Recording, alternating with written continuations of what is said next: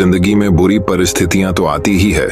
जिंदगी का यह खेल होता है जो आपको समय के साथ बेहतर बनाता है। इसलिए परिस्थितियों से डरना नहीं चाहिए। अगर डर लगे तो यह प्राचीन रहस्य अपनाने से आपको डर से और चिंता से पूर्णतः मुक्ति मिल जाएगी। अभी वह रहस्य कौन सा है, वह हम कहानियों के माध्यम से जानेंगे। तो बिना देर किए चलिए उन कहानियों की शुरुआत करते हैं। पहली कहानी बहुत समय पहले की बात है। एक निर्धन व्यक्ति राजा के महल में माली का काम करता था। उसने राजमहल के बाग में कई प्रकार के फलों के पेड़ लगाए थे। जो फल पक जाते वो तोड़कर राजा के सामने प्रस्तुत कर देता। कई बार खुश होकर राजा उसे इनाम भी देते। एक बार बाग में आम, अंगूर और नारियल के फल हुए। माली टोकरी लेकर बाग में पहुंचा और सोचने लगा कि आज कौन सा फल महाराज के लिए ले जाऊं। कुछ देर सोचने के बाद उसने अंगूर तोड़ लिए और टोकरी में भरकर राजा के पास पहुंचा। उन दिनों राजा कुछ चिंतित था। उसे गुप्तचर द्वारा सूचना मिली थी कि पड़ोसी राज्य का राजा उस पर आक्रमण की तैयारी में है। वह इस बारे में गहन सोच विचार में डूबा हुआ था। तभी माली उसके पास पहुंचा और चुपचाप उसके सामने टोकरी रखकर कुछ दूर जाकर बैठ गया। राजा मंथन करते करते टोकरी से अंगूर उठाकर खाने लगा। वह आधा अंगूर खाता और आधा फेंक देता, जो माली के ऊपर गिरता। जैसे ही अंगूर माली को लगता, वह कहता, भगवान तू बड़ा दयालु है। सोच विचार में डूबे राजा का ध्यान इस ओर नहीं था कि वह अंगूर माली के ऊपर फेंक रहा है। एक बार फिर उसने अंगूर माली के ऊपर फेंका और माली ने फिर से कहा, भगवान तू बड़ा दयालु है। इस बार राजा का ध्यान माली की ओर चला गया। उसने आश्चर्य से उसे देखा और पूछा, माली, मैं तुम पर झूठे फल फेंक रहा हूं और तुम कह रहे हो भगवान तू बड़ा दयालु है। इसमें भगवान की कैसी दया। माली ने उत्तर दिया, महाराज, आज बाग में 3 तरह के फल थे, आम, अंगूर और नारियल। मैं सोच रहा था कि आपके लिए कौन सा फल लाऊं। भगवान की दया से मेरी बुद्धि में आया कि आपके लिए अंगूर ले चलूं और मैं अंगूर ले आया। यदि मैं आम या नारियल ले आता तो सोचिए मेरा हाल क्या होता। इसलिए मैं कह रहा हूं कि भगवान बड़ा दयालु है। राजा माली का उत्तर सोचने लगा कि वह व्यर्थ में चिंतित है। भगवान की दया से उसे समय रहते पड़ोसी राज्य के राजा के मंसूबों का पता चल गया है। इससे उसे अपने राज्य की रक्षा की तैयारी का पर्याप्त समय मिल गया है। उसने भगवान को धन्यवाद दिया और राज्य की रक्षा की तैयारी में जुट गया। जब युद्ध हुआ तो उसमें उसकी विजय हुई और उसने अपना राज्य बचा लिया। दोस्तों, यह कहानी हमें यह शिक्षा प्रदान करती है कि समय का चक्र ऐसा ही है। कभी अच्छा समय आएगा तो कभी बुरा। अच्छे समय में हम भगवान को धन्यवाद देना भूल जाते हैं और बुरे समय में शिकायत करने लग जाते हैं। जबकि आवश्यकता है कि अच्छे समय के लिए हम भगवान का धन्यवाद करें और बुरे समय के लिए आभार व्यक्त करें कि हमें हर परिस्थितियों का सामना कर मजबूत इंसान बनाने उसने हमारे सामने वे परिस्थितियां उत्पन्न की हैं। छोटी छोटी परेशानियों का सामना करके ही हम बड़ी मुसीबतों का सामना करने योग्य बन पाएंगे। इसलिए जीवन में आने वाली छोटी छोटी समस्याओं से घबराए नहीं। सकारात्मक रहकर समस्या के निवारण के बारे में चिंतन करें, योजना बनाएं और निवारण में जुट जाएं। बुरी परिस्थितियां आपकी दृढ़ता की परीक्षा है। ऐसे समय में टूटे नहीं। ये साबित कर दें कि आप हर परिस्थिति का सामना कर सकते हैं, उससे उबर सकते हैं और जीवन में आगे बढ़ सकते हैं। जीवन की ऊबड़ खाबड़ डगर पर चलकर ही आप दृढ़ और मजबूत इंसान के तौर पर खड़े हो पाएंगे। तो दोस्तों, अब चलिए हमारे दूसरी कहानी की शुरुआत करते हैं। दूसरी कहानी दोस्तों। नई कहानी की शुरुआत इस प्रकार होती है। दोस्तों, बात बहुत समय पहले की है। एक गांव में 2 बहनें रहा करती थीं, चुरकी और मुर्की। चुरकी सांवली रंग की, साधारण रूप रंग की लड़की थी। वहीं मुर्की गौर वर्ण की बहुत सुंदर लड़की थी। साधारण रूप रंग के कारण चुरकी का विवाह एक गरीब परिवार में हुआ। वहीं मुर्की की सुंदरता पर रीझकर एक अमीर व्यक्ति ने उससे विवाह किया। अपनी सुंदरता का घमंड तो मुर्की को पहले ही से था। विवाह के बाद उसे दौलत का भी घमंड हो गया। दोनों बहनें आसपास ही रहा करती थीं। जब भी मौका मिलता मुर्की चुरकी को उसकी गरीबी के कारण नीचा दिखाने की कोशिश करती। चुरकी को बुरा तो लगता, किंतु वह मन महसूस कर रह जाती। चुरकी के दिन बड़ी तंगहाली में गुजर रहे थे। 2 वक्त की रोटी भी बड़ी मुश्किल से जुट पाती थी। कई बार उसने मुर्की से मदद की गुहार की, किंतु मुर्की ने कभी उसकी कोई मदद नहीं की। एक दिन चुरकी ने सोचा कि दूसरे गांव में रहने वाले अपने भाई से मदद मांग लूं। वह कभी इनकार नहीं करेगा और वह अपने बच्चों को घर पर पति के पास छोड़ दूसरे गांव के लिए निकल पड़ी। रास्ते में उसे एक गौशाला दिखाई पड़ी जिसके द्वार पर एक गाय खड़ी थी। चुरकी को देखकर गाय बोली, बेटी जरा मेरी गौशाला साफ कर दे, बैठने की भी जगह नहीं है। चुरकी ने देखा कि पूरी गौशाला गोबर से भरी हुई है। उसने गौशाला साफ कर दी। गाय ने उसका धन्यवाद किया और वापस आते समय मिलकर जाने की बात कही। चुरकी आगे बढ़ गई। कुछ दूर जाने के बाद उसे बेर का पेड़ दिखाई पड़ा। वह पेड़ के पास से गुजरी तो बेर के पेड़ ने कहा, बहन नीचे बहुत सारे कांटे बिखरे हुए हैं, जरा साफ कर दो। चुरकी ने बिना देर के बेर के पेड़ के नीचे से सारे कांटे साफ कर दिए। बेर के पेड़ ने उसका धन्यवाद किया और वापस आते समय मिलकर जाने की बात कही। चुरकी आगे बढ़ गई। आगे बढ़ने पर उसे एक बूढ़ी अम्मा दिखाई पड़ी जो सिर पर भारी टोकरी ले जा रही थी। चुरकी ने उससे पूछा, कहाँ जा रही हो अम्मा? गांव तक जा रही हूं बेटी, बूढ़ी अम्मा ने जवाब दिया। मैं भी गांव जा रही हूं, लाओ अपनी टोकरी मुझे दे दो, चुरकी ने कहा और बूढ़ी अम्मा के सिर से टोकरी ले ली। दोनों साथ साथ गांव पहुंची। चुरकी ने बूढ़ी अम्मा के घर तक टोकरी छोड़ी और अपने भाई के घर पहुंच गई, मगर उस समय भाई घर पर नहीं था। वह अपनी भाभी से मिली और उसे अपने घर के हालात बताकर मदद की गुहार लगाई। भाभी ने उसे घर से भगा दिया। दुखी होकर वह अपने गांव वापस लौटने लगी। रास्ते में उसी बूढ़ी अम्मा का घर पड़ा। बूढ़ी अम्मा ने उसे अपने घर बुलाया और कुछ खाने को दिया, फिर अपनी टोकरी देकर विदा कर दिया। रास्ते में चुरकी ने टोकरी पर ढका कपड़ा हटाया तो हैरान रह गई। टोकरी सोने चांदी से भरी थी। वह चलते चलते बेर के पेड़ के पास पहुंची। बेर के पेड़ ने उसे रोका और कहा, मेरे तने की खोह में तुम्हारे लिए उपहार है। चुरकी ने खोह में हाथ डाला। वहां उसे हीरे जवाहरात की पोटली मिली। वह बेर के पेड़ का धन्यवाद कर आगे बढ़ गई। चलते चलते वह गौशाला के पास पहुंची। वहां गाय उसका इंतजार कर रही थी। उसने अपने गले में बंधी सोने की घंटी उसे दे दी। चुरकी जब घर पहुंची तो सारी चीजें अपने पति और बच्चों को दिखाई। वे सभी बहुत खुश हुए। उनके दिन फिर गए। वे गांव के अमीर लोगों में शुमार हो गए। ये देखकर मुर्की झलक उड़ गई। एक दिन उसने चुरकी के बच्चों को अपने घर बुलाया और उनसे पूछा कि वे उतने अमीर कैसे बन गए। बच्चों को कुछ पता नहीं था। वे बोले, मामा के घर से उपहार लाई। मुर्की ने सोचा कि जरूर उसके भाई ने चुरकी को उपहार में ढेर सारा रुपया पैसा दिया होगा। उसने भी अपने भाई के घर जाने का फैसला कर लिया। अगले दिन वह भाई के गांव के लिए निकल पड़ी। रास्ते में उसे गौशाला के सामने खड़ी गाय दिखी। गाय ने उससे गौशाला साफ करने का निवेदन किया, जिसे ठुकराकर मुरक्की आगे बढ़ गई। आगे उसे बेर का पेड़ दिखा, जिसने उससे कांटे साफ करने का निवेदन किया, किंतु मुर्की मुंह बनाकर आगे बढ़ गई। गांव के बाहर उसे वही बूढ़ी अम्मा दिखाई पड़ी, जो टोकरी सिर पर रखकर घर जा रही थी। उसने मुर्की से टोकरी घर तक पहुंचाने को कहा, तो मुर्की यह कहकर आगे बढ़ गई कि वह उसकी नौकर नहीं है। वह आखिरकार अपने भाई के घर पहुंची। भाई घर पर ही था। उसने उसका खूब सत्कार किया, मगर बिना कुछ दिए ही उसे वापस भेज दिया। दुखी मन से वह वापस लौटने लगी। रास्ते में उसे प्यास लगी। वह पानी मांगने एक घर में गई। वह उसी बूढ़ी अम्मा का घर था। उसने उसे पानी दिया। पानी पीते ही मुर्की का मुंह कड़वा हो गया। वह वहां से निकल गई। रास्ते में उसे बेर का पेड़ दिखा, तो उसने सोचा कि बेर खाकर अपने मुंह का स्वाद ठीक कर लूं।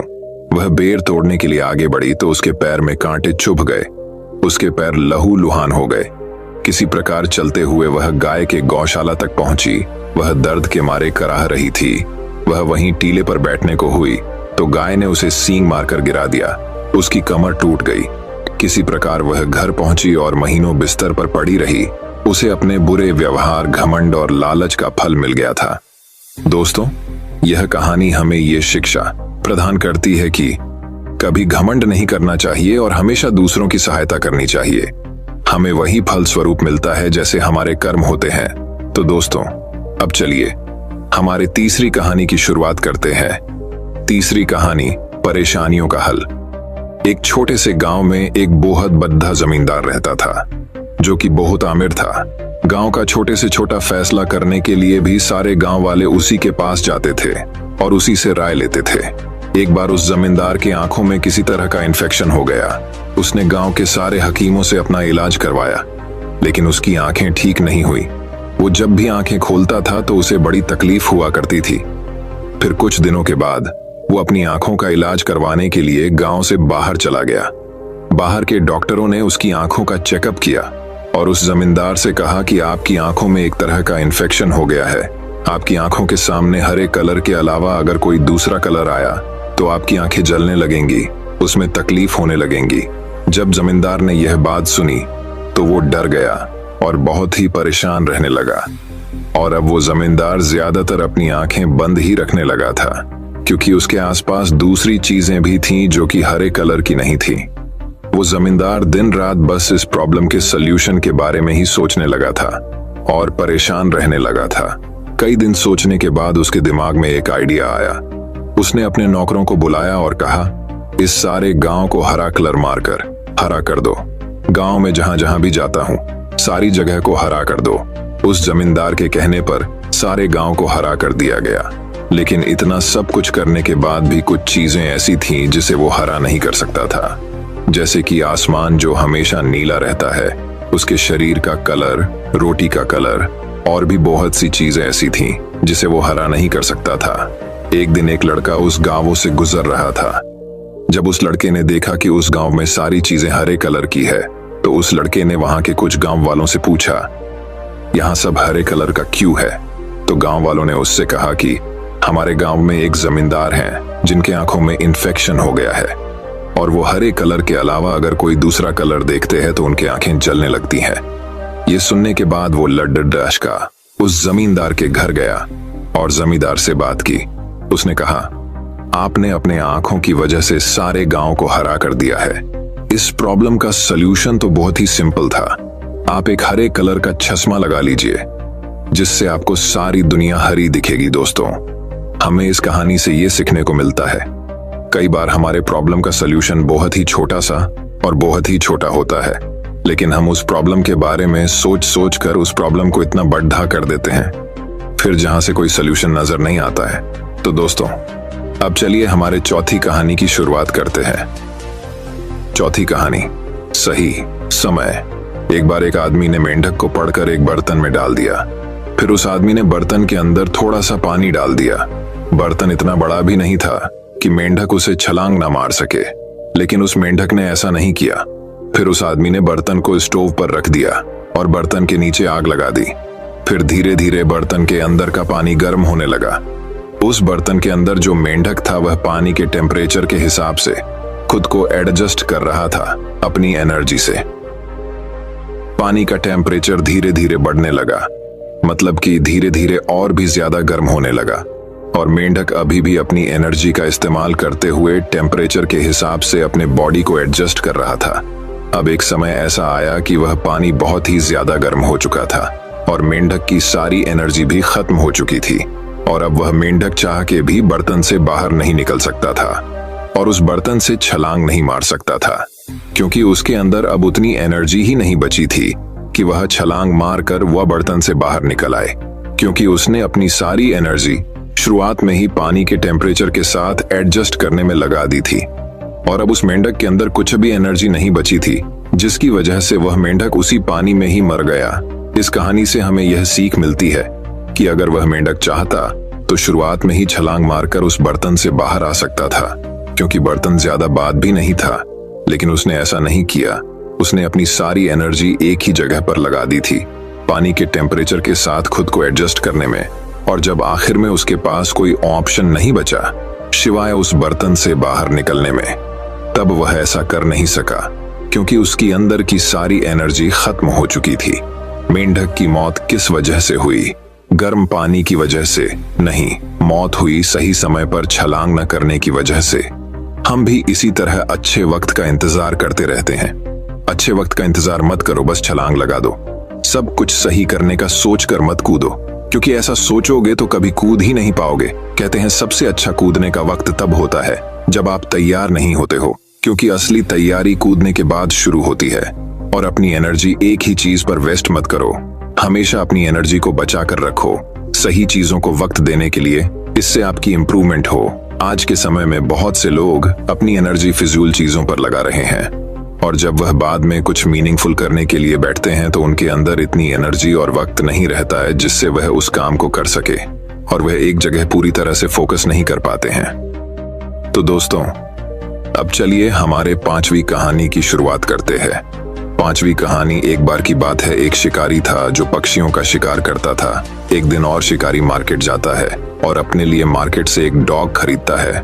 उसे दिन गुजारने के बाद वह शिकारी नदी के पास बतख का शिकार करने जाता है और वह अपने साथ उसे डॉग को भी ले जाता है। वह जब घात लगाकर बतख के शिकार के लिए बैठा होता है तभी वह देखता है कि उसका जो डॉग था वह पानी के ऊपर चल रहा था। अब ये देखकर वह शिकारी बहुत ही हैरान हो जाता है। वह सोच में पड़ जाता है कि यह डॉग पानी के ऊपर कैसे चल पा रहा है।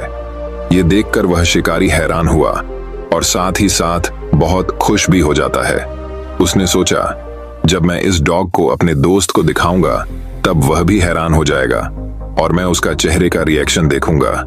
तो एक दिन उस शिकारी ने अपने दोस्त को भी नदी के पास बत्तख का शिकार करने के लिए बुलाया।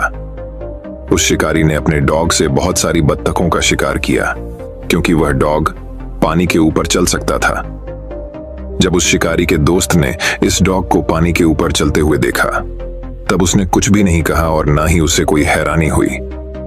वह बिल्कुल ही चुप रहा। शिकारी अपने दोस्त का रिएक्शन देखना चाहता था लेकिन ऐसा कुछ भी नहीं हुआ। शिकारी बतख का शिकार करने के बाद शिकारी और उसका दोस्त जब घर गए तो शिकारी ने अपने दोस्त से पूछा, क्या तुमने मेरे डॉग में कुछ अलग चीज देखी? शिकारी के दोस्त ने कहा कि हाँ, मैंने तुम्हारे डॉग में एक अलग चीज तो देखी है। शिकारी ने उससे पूछा कि कौन सी चीज देखी? उसके दोस्त ने उसकी तरफ देखकर जवाब दिया और कहा कि मैंने देखा कि तुम्हारे डॉग को तैरना नहीं आता है और वह कभी तैरना सीख भी नहीं सकता है। ये तुम्हारे डॉग में बहुत बड़ी कमी है। इस कहानी से मैं बहुत बड़ी सीख मिलती है और वह यह है कि आप इस दुनिया में कुछ भी कर लो, कितना भी बेहतर कर लो, कितना भी अलग कर लो, लेकिन लोग कोई ना कोई कमी तो निकाल ही लेते हैं। इतिहास में बहुत से ऐसे महान लोग गुजरे हैं जिन्होंने बहुत अलग और बहुत बेहतर काम किया है, लेकिन आज भी कुछ लोग उन्हें गालियां देते हैं और उनमें कमियां निकालते हैं। तो लोगों की बातों पर ज्यादा ध्यान मत दो, क्योंकि आप उनको कितना भी बेहतर खाना पकाकर खिला दो, वह अलग से नमक जरूर मांगेंगे और खाने के बाद भी उस खाने में 100 तरह की खामियों और कमी निकलेंगे। जरूर, अगर आपको जिंदगी में आगे बढ़ना है तो ये मत देखो कि लोग क्या कहते हैं। अगर आप सबकी सुनने लगोगे तो फिर आप अपनी कब सुनोगे? तो अगर आप इस कहानी को और भी लोगों तक पहुंचाना चाहते हैं तो इस स्टोरी को दूसरे लोगों तक शेयर करिए। अगर आपको इससे कुछ सीखने को मिला हो तो हमें कमेंट में जरूर बताइए। तो दोस्तों, अब चलिए हमारे 6ठी कहानी की शुरुआत करते हैं। 6ठी कहानी एक वक्त की बात है। एक बार एक स्कूल में नए सर आए हुए थे। वह सर किसी भी चीज को बहुत ही इंटरेस्टिंग तरीके से पढ़ाते और समझते थे। तो एक बार वह सर क्लास के अंदर आते हैं। वह क्लास स्टूडेंट से पूरी भरी हुई थी। सर के हाथ में एक बड़ा सा जार था। उस जार को देखकर स्टूडेंट्स को कुछ समझ नहीं आया। सर ने उस जार को एक टेबल पर रख दिया और अपने बैग से कुछ बड़े पत्थरों को निकाला और उन पत्थरों को उस बड़े से जार के अंदर डालना शुरू कर दिया। उन्होंने उस जार के ऊपर तक उन पत्थरों को डाल दिया था। अब उस जार के अंदर एक भी पत्थर नहीं जा सकता था। फिर सर ने सारी स्टूडेंट की तरफ देखकर उनसे पूछा कि क्या यह जार पूरा भर चुका है? सारे बच्चों ने सर की तरफ देखकर कहा, हाँ, यह जार पूरा भर चुका है। बच्चों का यह जवाब सुनने के बाद सर ने अपने बैग से कुछ छोटे छोटे कंकरियों को निकाला और उस जार के अंदर उन छोटे कंकरियों को डालने लगे। वो एक हाथ से जार में कंकरियों को डाल रहे थे और एक हाथ से जार को हिला रहे थे ताकि कंकरियां उस जार के अंदर अपनी जगह बना लें। अब उस जार के अंदर बड़े पत्थरों के बीच में जो गैप था, छोटे कंकरियों ने गैप के अंदर जगह बना ली थी।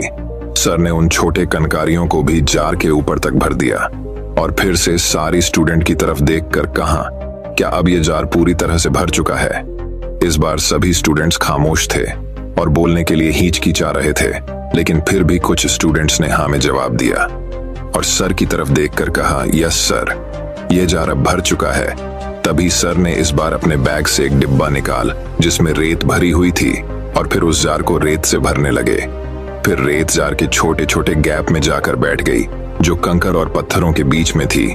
सर ने रेत को भी जहर के ऊपर तक भर दिया और फिर से स्टूडेंट से पूछा, अब क्या ये जार भर चुका है? तभी एक स्टूडेंट खड़ा हुआ और उसने सर से कहा, नहीं सर, उस जार को एक बार हिलाओ। फिर सर ने उस जार को हिलाया। हिलाने के बाद जार में रेत थोड़ा सा नीचे को फिसल गई। सर ने जार के ऊपर फिर से रेत डाल दी और उसे ऊपर तक भर दिया। सर ने उस लड़के की तरफ देखकर कहा, क्या अब यह जार भर चुका है? इस बार सभी स्टूडेंट्स जार को देखकर संतुष्ट हो गए और सभी ने हाँ कहा। तभी सर ने अपने बैग से पानी की एक बोतल निकाली और पानी को उस जार के अंदर डालने लगे। पानी भी उस जार के अंदर जाता जा रहा था और सारे स्टूडेंट हैरानी से ये देख रहे थे। सर जार में पानी तब तक डालते रहे जब तक पानी जार से बाहर गिरने नहीं लगा। सारे स्टूडेंट यह देखकर खामोश थे। तभी सर ने समझने वाले अंदाज में सारे स्टूडेंट की तरफ देखकर कहा, इन सारी चीजों से भरा यह जार हमारी जिंदगी की तरह है और ये जो बड़े पत्थर है जो मैंने इस जार में सबसे पहले डाले थे वो हमारी जिंदगी की इंपॉर्टेंट चीजों की तरह है, जैसे कि हमारी फैमिली, हमारे दोस्त, हमारी हेल्थ। अगर बाकी सब कुछ हमसे छीन जाए, हमसे छूट जाए और यह हमारे साथ हो, फिर भी हमारा जार भरा ही रहेगा, हमारी जिंदगी भरी रहेगी। और कांकरियां हमारी जिंदगी की वो दूसरी चीज होती है जो हमारे लिए जरूरी होती है, जैसे हमारी जब, हमारा घर और हमारी गाड़ी, और रेत जो है वह हमारी जिंदगी की आम और मामूली चीजों को रिप्रेजेंट करती। बस इन्हीं चीजों के बीच हमारी जिंदगी घूमती रहती है। लेकिन अगर उस जार में हम रेत या कंकर को पहले डाल दें, तब जार में उन पत्थरों के लिए जगह नहीं बचेंगे। लेकिन जब मैंने पहले उन पत्थरों को उस जार में डाला, तब कंकरियां और रेत भी उस जार में आराम से समा गए। यही चीज हमारी जिंदगी पर भी अप्लाई होती है। हमारी जिंदगी में भी हमें पहले अपनी फैमिली, हेल्थ और अपने पैशन को इंपॉर्टेंस देनी चाहिए, बाद में बाकी चीजों को। अगर आप अपना सारा टाइम, अपनी सारी एनर्जी मामूली और अनइम्पॉर्टेंट चीजों पर बर्बाद कर दोगे, तो आपके पास इंपॉर्टेंट चीजों के लिए टाइम ही नहीं बचेगा। अपनी फैमिली के लिए, अपनी हेल्थ के लिए, अपनी प्रोडक्टिविटी के लिए आपके पास टाइम ही नहीं होगा। अगर आप चीजों को प्रायोरिटी नहीं करोगे, तो आपकी जिंदगी की इंपॉर्टेंट चीजें अधूरी रह जाएंगी। इसीलिए जार के अंदर पहले पत्थरों को रखो, कंकर और रेत जैसे मामूली कामों को उनकी जगह मत लेने दो। तो दोस्तों, अब चलिए हमारे 7वीं कहानी की शुरुआत करते हैं। 7वीं कहानी। एक बार एक वैज्ञानिक ने एक टिड्डे को पकड़ा और उसे अपनी आवाज पर छलांग लगाना सिखाया। वह टिड्डे से कहता कि कूदो, और वह आवाज सुनकर वह जोर से छलांग लगता। और वह वैज्ञानिक था, तो प्रयोग करना तो बनता ही था। उन्होंने टिड्डे के छलांग पर प्रयोग किया। वैज्ञानिक ने उसकी एक टांग तोड़ दी और फिर बोला, कूदो। अब टिड्डे की छलांग की दूरी कम हो गई। वैज्ञानिक ने अब उसकी दूसरी टांग भी तोड़ दी और फिर बोल, कूदो। फिर क्या होना था? टिड्डे की छलांग और कम हो गई। फिर उसने उसकी तीसरी टांग भी तोड़ दी। फिर छलांग की दूरी और कम हो गई। एक एक करके बेचारे टिड्डे की सारी टांग तोड़ दी गई। अब आखिरी टांग टूटने पर जब उसे कहा गया कूदो, तो वह हल भी नहीं पाया। अब वैज्ञानिक ने अपना निष्कर्ष अपनी डायरी में लिखा। जानते हो उसने क्या लिखा? जब टिड्डे की एक टांग तोड़ी गई तो वह थोड़ा बहरा हो गया। जब उसकी दूसरी टांग तोड़ी गई तब वह और बहरा हो गया। हर टांग टूटने के साथ वह और बहरा होता गया, और सारी टांग टूटने के बाद वह पूरा बहरा हो गया। जोर जोर से चिल्लाने का भी उसे पर कोई असर ना हुआ। वह तो अपनी जगह से हिला तक नहीं, छलांग लगाना तो दूर की बात थी। इस कहानी को सुनकर आप सभी को ऐसा ही लग रहा है ना कि क्या मूर्ख वैज्ञानिक था, कि कितनी सीधी सी बात इसको समझ में ही नहीं आई। आप में से कुछ लोग ये भी सोच रहे होंगे कि ये तो एक छोटे बच्चों को भी पता है कि टिड्डे की छलांग उसकी टांग टूटने की वजह से कम होती जा रही थी, ना कि वह बहरा हो गया था। पर दोस्तों, हम सभी जीवन में कई बार ऐसे ही मूर्ख बन जाते हैं। कई बार जीवन में दो घटनाएं एक साथ ऐसे घटती हैं कि उनका एक दूसरे से कोई संबंध होता ही नहीं, फिर भी ऐसा लगता है कि गहरा संबंध है। कभी कभी दिखाता कुछ और है, हमें समझ कुछ और आता है, और वास्तव में होता कुछ और है। इसीलिए अगर आपको पछताना नहीं है तो अपनी लाइफ में इन जल्दबाजी में कोई फैसला ना ले। हमेशा समझ बुझ का इस्तेमाल करें, सावधानी बरतें, नतीजा सोच समझ कर ही निकालें। तो दोस्तों, अब चलिए हमारे 8वीं कहानी की शुरुआत करते हैं। 8वीं कहानी। यह कहानी है एक लड़के की जिसको शक्कर खाने की बुरी आदत थी। बस दिन रात शक्कर ही खाया करता था और उसके शक्कर खाने की वजह से उसकी माँ बहुत परेशान रहती, क्योंकि कोई चीज अगर ज्यादा भी हो जाए तो उसके भी साइड इफेक्ट होते हैं। तो इस बात को लेकर उसकी माँ परेशान रहती थी और उस लड़के को बार बार शक्कर खाने के लिए मना करती थी, लेकिन वह लड़का अपनी माँ की बात नहीं सुनता था। तो उसी गांव में एक बाबा जी रहते थे जिनको लड़का बहुत मानता था और उनकी हर एक बात मानता था। तो उसकी माँ ने सोचा कि बाबा जी से कहने लगाऊंगी कि आप इसे शक्कर खाने से मना कीजिए। उसने अपने बेटे को बाबा जी के पास लेकर गई।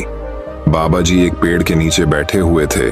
उस औरत ने बाबा जी से कहा, आप मेरे बेटे से सिर्फ इतना कह दीजिए कि वह अब से शक्कर ना खाए। करू बाबा जी ने उस औरत से कहा कि ये बात मैं तुम्हारे बेटे से अगले हफ्ते कहूंगा। तुम अपने बेटे को अगले हफ्ते मेरे पास लाना। वह औरत अपने बेटे को लेकर चली गई और पूरा एक हफ्ता गुजरने के बाद वह फिर से अपने बेटे को बाबा जी के पास लेकर आई। बाबा जी पेड़ के नीचे बैठे हुए थे और बाबा जी ने उस लड़के से सिर्फ इतना कहा कि बेटे अब से तुम शक्कर मत खाना। लड़का बाबा जी के इतनी सी बात से ही शक्कर खाना छोड़ देता है, लेकिन उसकी माँ हैरान थी कि सिर्फ इतना सा खाने के लिए बाबा जी ने मुझे एक हफ्ते के बाद बुलाया। उसने बाबा जी से पूछ ही लिया, बाबा जी सिर्फ इतना सा कहने के लिए तुमने मुझे एक हफ्ते के बाद क्यों बुलाया? बाबा जी का जवाब थोड़ा ध्यान से पढ़िएगा। बाबा जी ने कहा कि एक हफ्ता पहले मैंने भी शक्कर खाना नहीं छोड़ा था। दोस्तों, एक है कि अगर हम दुनिया को बदलना चाहते हैं तो पहले हमें खुद बदलना पड़ेगा। दोस्तों, आप लोगों ने ज्यादातर देखा होगा घर में जो बड़े लोग होते हैं वह अपने से उम्र में छोटे लोगों को ही आप बच्चों को कहते हैं, ये काम मत करो, लेकिन वह खुद करते हैं। जो बदलाव हम संसार में लाना चाहते हैं वही बदलाव पहले हमें खुद में लाना पड़ेगा। तो दोस्तों, अब चलिए हमारे 9वीं कहानी की शुरुआत करते हैं। 9वीं कहानी। एक बार की बात है, एक शिकारी था जो पक्षियों का शिकार करता था। एक दिन और शिकारी मार्केट जाता है और अपने लिए मार्केट से एक डॉग खरीदता है। उसे दिन गुजारने के बाद वह शिकारी नदी के पास बतख का शिकार करने जाता है और वह अपने साथ उसे डॉग को भी ले जाता है। वह जब घात लगाकर बतख के शिकार के लिए बैठा होता है तभी वह देखता है कि उसका जो डॉग था वह पानी के ऊपर चल रहा था। अब ये देखकर वह शिकारी बहुत ही हैरान हो जाता है। वह सोच में पड़ जाता है कि यह डॉग पानी के ऊपर कैसे चल पा रहा है। ये देखकर वह शिकारी हैरान हुआ और साथ ही साथ बहुत खुश भी हो जाता है। उसने सोचा जब मैं इस डॉग को अपने दोस्त को दिखाऊंगा तब वह भी हैरान हो जाएगा और मैं उसका चेहरे का रिएक्शन देखूंगा। तो एक दिन उस शिकारी ने अपने दोस्त को भी नदी के पास बत्तख का शिकार करने के लिए बुलाया। उस शिकारी ने अपने डॉग से बहुत सारी बत्तखों का शिकार किया क्योंकि वह डॉग पानी के ऊपर चल सकता था। जब उस शिकारी के दोस्त ने इस डॉग को पानी के ऊपर चलते हुए देखा तब उसने कुछ भी नहीं कहा और ना ही उसे कोई हैरानी हुई। वह बिल्कुल ही चुप रहा। शिकारी अपने दोस्त का रिएक्शन देखना चाहता था, लेकिन ऐसा कुछ भी नहीं हुआ। शिकारी बतख का शिकार करने के बाद शिकारी और उसका दोस्त जब घर गए तो शिकारी ने अपने दोस्त से पूछा, क्या तुमने मेरे डॉग में कुछ अलग चीज देखी? शिकारी के दोस्त ने कहा कि हाँ, मैंने तुम्हारे डॉग में एक अलग चीज तो देखी है। शिकारी ने उससे पूछा कि कौन सी चीज देखी? उसके दोस्त ने उसकी तरफ देखकर जवाब दिया और कहा कि मैंने देखा कि तुम्हारे डॉग को तैरना नहीं आता है और वह कभी तैरना सीख भी नहीं सकता है। ये तुम्हारे डॉग में बहुत बड़ी कमी है। इस कहानी से मैं बहुत बड़ी सीख मिलती है और वह ये है कि आप इस दुनिया में कुछ भी कर लो, कितना भी बेहतर कर लो, कितना भी अलग कर लो, लेकिन लोग कोई ना कोई कमी तो निकाल ही लेते हैं। इतिहास में बहुत से ऐसे महान लोग गुजरे हैं जिन्होंने बहुत अलग और बहुत बेहतर काम किया है, लेकिन आज भी कुछ लोग उन्हें गालियां देते हैं और उनमें कमियां निकालते हैं। तो लोगों की बातों पर ज्यादा ध्यान मत दो, क्योंकि आप उनको कितना भी बेहतर खाना पकाकर खिला दो, वह अलग से नमक जरूर मांगेंगे और खाने के बाद भी उस खाने में 100 तरह की खामियों और कमी निकलेंगे। जरूर, अगर आपको जिंदगी में आगे बढ़ना है तो यह मत देखो कि लोग क्या कहते हैं। अगर आप सबकी सुनने लगोगे तो फिर आप अपनी कब सुनोगे। तो दोस्तों, अब चलिए हमारे 10वीं कहानी की शुरुआत करते हैं। 10वीं कहानी। एक वक्त की बात है, एक बार एक स्कूल में नए सर आए हुए थे। वह सर किसी भी चीज को बहुत ही इंटरेस्टिंग तरीके से पढ़ाते और समझते थे। तो एक बार वह सर क्लास के अंदर आते हैं। वह क्लास स्टूडेंट से पूरी भरी हुई थी। सर के हाथ में एक बड़ा सा जार था। उस जार को देखकर स्टूडेंट्स को कुछ समझ नहीं आया। सर ने उस जार को एक टेबल पर रख दिया और अपने बैग से कुछ बड़े पत्थरों को निकाला और उन पत्थरों को उस बड़े से जार के अंदर डालना शुरू कर दिया। उन्होंने उस जार के ऊपर तक उन पत्थरों को डाल दिया था। अब उस जार के अंदर एक भी पत्थर नहीं जा सकता था। फिर सर ने सारी स्टूडेंट की तरफ देखकर उनसे पूछा कि क्या यह जार पूरा भर चुका है? सारे बच्चों ने सर की तरफ देखकर कहा, हाँ, यह जार पूरा भर चुका है। बच्चों का यह जवाब सुनने के बाद सर ने अपने बैग से कुछ छोटे छोटे कंकरियां को निकाला और उस जार के अंदर उन छोटे कंकरियां को डालने लगे। वो एक हाथ से जार में कंकरियां को डाल रहे थे और एक हाथ से जार को हिला रहे थे ताकि कंकरियां उस जार के अंदर अपनी जगह बना लें। अब उस जार के अंदर बड़े पत्थरों के बीच में जो गैप था, छोटे कंकरियां ने गैप के अंदर जगह बना ली थी। सर ने उन छोटे कंकरियां को भी जार के ऊपर तक भर दिया और फिर से सारी स्टूडेंट की तरफ देखकर कहा, क्या अब ये जार पूरी तरह से भर चुका है? इस बार सभी स्टूडेंट्स खामोश थे और बोलने के लिए हिचकिचा रहे थे, लेकिन फिर भी कुछ स्टूडेंट्स ने हाँ में जवाब दिया और सर की तरफ देखकर कहा, यस सर, ये जार अब भर चुका है। तभी सर ने इस बार अपने बैग से एक डिब्बा निकाल जिसमें रेत भरी हुई थी और फिर उस जार को रेत से भरने लगे। फिर रेत जार के छोटे छोटे गैप में जाकर बैठ गई जो कंकर और पत्थरों के बीच में थी। सर ने रेत को भी जहर के ऊपर तक भर दिया और फिर से स्टूडेंट से पूछा, अब क्या ये जार भर चुका है? तभी एक स्टूडेंट खड़ा हुआ और उसने सर से कहा, नहीं सर, उस जार को एक बार हिलाओ। फिर सर ने उस जार को हिलाया। हिलाने के बाद जार में रेत थोड़ा सा नीचे को फिसल गई। सर ने जार के ऊपर फिर से रेत डाल दी और उसे ऊपर तक भर दिया। सर ने उस लड़के की तरफ देखकर कहा, क्या अब यह जार भर चुका है? इस बार सभी स्टूडेंट इस जार को देखकर संतुष्ट हो गए और सभी ने कहा। तभी सर ने अपने बैग से पानी की एक बोतल निकाली और पानी को उस जार के अंदर डालने लगे। पानी भी उस जार के अंदर जाता जा रहा था और सारे स्टूडेंट हैरानी से ये देख रहे थे। सर जार में पानी तब तक डालते रहे जब तक पानी जार से बाहर गिरने नहीं लगा। सारे स्टूडेंट ये देखकर खामोश थे। तभी सर ने समझने वाले अंदाज में सारे स्टूडेंट की तरफ देखकर कहा, इन सारी चीजों से भरा ये जार हमारी जिंदगी की तरह है और ये जो बड़े पत्थर है जो मैंने इस जार में सबसे पहले डाले थे वो हमारी जिंदगी की इंपॉर्टेंट चीजों की तरह है, जैसे कि हमारी फैमिली, हमारे दोस्त, हमारी हेल्थ। अगर बाकी सब कुछ हमसे छीन जाए, हमसे छूट जाए और ये हमारे साथ हो, फिर भी हमारा जार भरा ही रहेगा, हमारी जिंदगी भरी रहेगी। और कांकरियां हमारी जिंदगी की वो दूसरी चीज होती है जो हमारे लिए जरूरी होती है। जैसे हमारी जब हमारा घर और हमारी गाड़ी और रेत जो है वह हमारी जिंदगी की आम और मामूली चीजों को रिप्रेजेंट करती है। बस इन्हीं चीजों के बीच हमारी जिंदगी घूमती रहती है। लेकिन अगर उस जार में हम रेत या कंकर को पहले डाल दें, तब जार में उन पत्थरों के लिए जगह नहीं बचेंगे। लेकिन जब मैंने पहले उन पत्थरों को उस जार में डाला, तब कंकरियां और रेत भी उस जार में आराम से समा गए। दोस्तों, मैं उम्मीद करता हूं कि यह कहानी सुनने से आपके जीवन में अच्छे बदलाव आए होंगे। आपको इस वीडियो से क्या सीखने मिला ये कमेंट करके जरूर बताएं और अपने परिवार, दोस्तों या आपके करीबी इंसान के साथ ये कहानी शेयर करके उन्हें भी इस ज्ञान से परिचित करवाएं। बाकी अगर आपको ये वीडियो दिल से अच्छी लगी हो तभी इस वीडियो को लाइक कर देना और आपने अब तक इस चैनल को सब्सक्राइब ना किया हो तो चैनल को सब्सक्राइब भी जरूर कर देना। आपका हर दिन शुभ हो और खुशियों से आपका जीवन भरा रहे। धन्यवाद। नमो बुद्धाय।